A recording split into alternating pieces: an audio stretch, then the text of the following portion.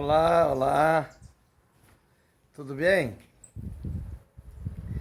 Hoje eu quero fazer um comentário, né, sobre aquele filme de uma babá quase perfeita. Aquele filme já começa, né, o protagonista é o Robbie Williams, o qual eu tinha uma grande admiração, e o que aconteceu com ele nos deixou muito triste como mundo, né? Para quem assistiu os filmes dele. Nesse filme, quando já começa, o casamento já estava deteriorado, né? Mostrando o século XX, né? O casamento já ia muito mal, a esposa dele era uma empresária muito bem sucedida, tinha um salário assim formidável, né? Os filmes, né, mostram assim, a realidade da vida, apesar de dizer que a arte imita a vida, né? Às vezes a vida é que imita a arte.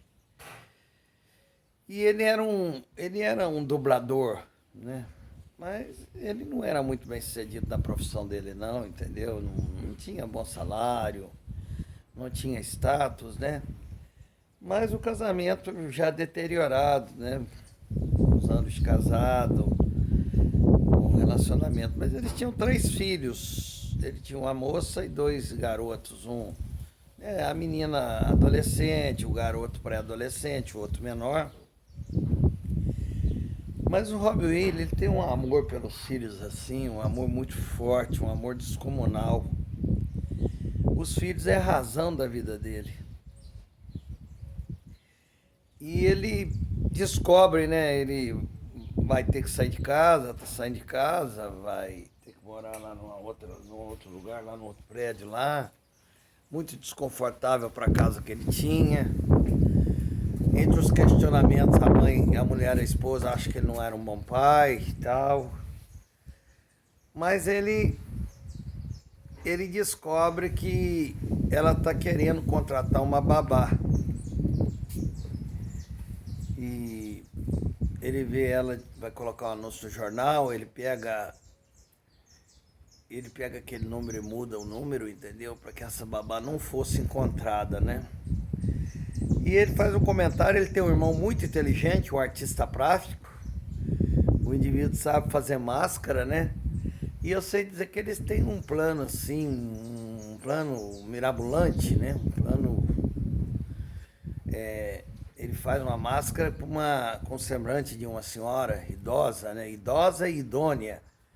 E ele já fazia a voz, quer dizer, ele já era um cara de muita coragem, né? De representar, tinha uma boa representação.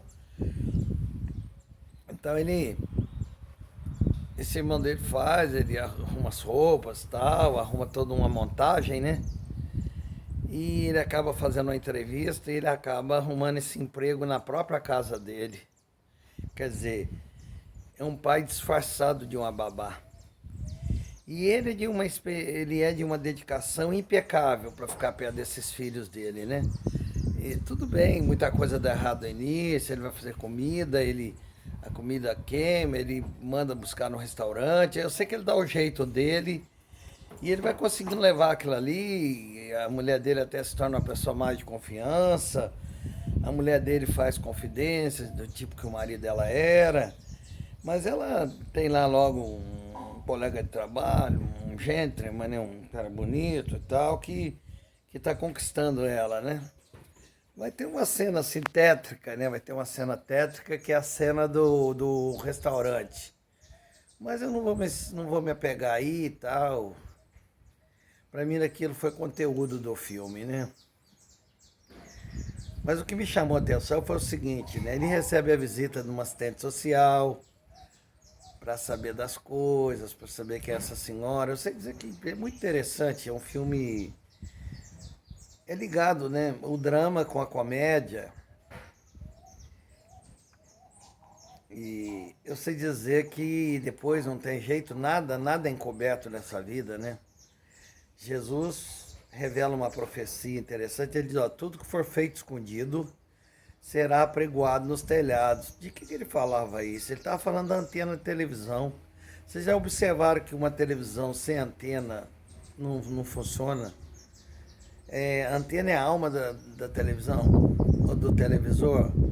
O cara pode comprar o melhor televisor do mundo, mas se não tiver uma antena, seja ela uma antena eletrônica, seja uma antena comum, seja uma antena rabo de peixe, seja uma antena pé de galinha, seja uma antena Sky, seja uma antena da Oi, mas tem que ter antena.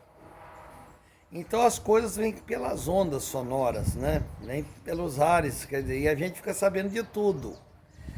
E ele vai um dia ao banheiro, a rapidez lá de cuidar de criança, ele tem emprego, vida paralela, ele vai lá do banheiro lá, miquitar, né? Ele vai tirar água do joelho e um filho dele cata, inclusive ele urinando em pé.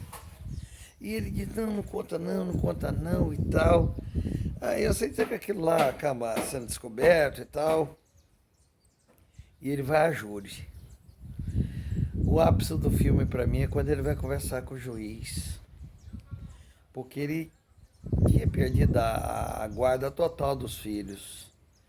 E a razão ali toda é o amor que ele tem aos filhos.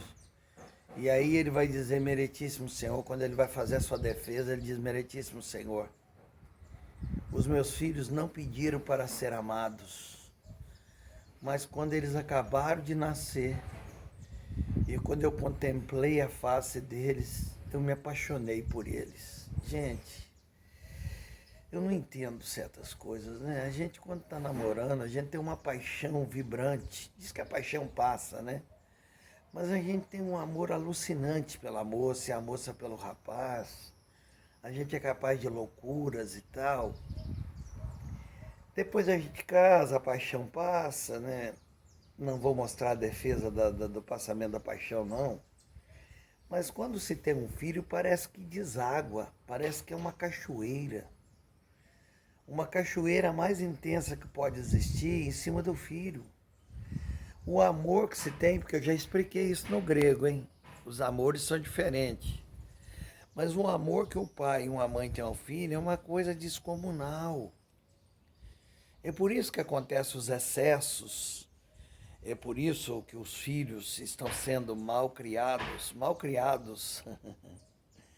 Não no sentido que eles não... Apesar que eles não falam bom dia, não falam boa tarde, a visita chega, aonde eles estão continua, tal, eles não falam obrigado, tal, mas eles são mal criados no seguinte, o pai e a mãe tentam poupá-los de tudo.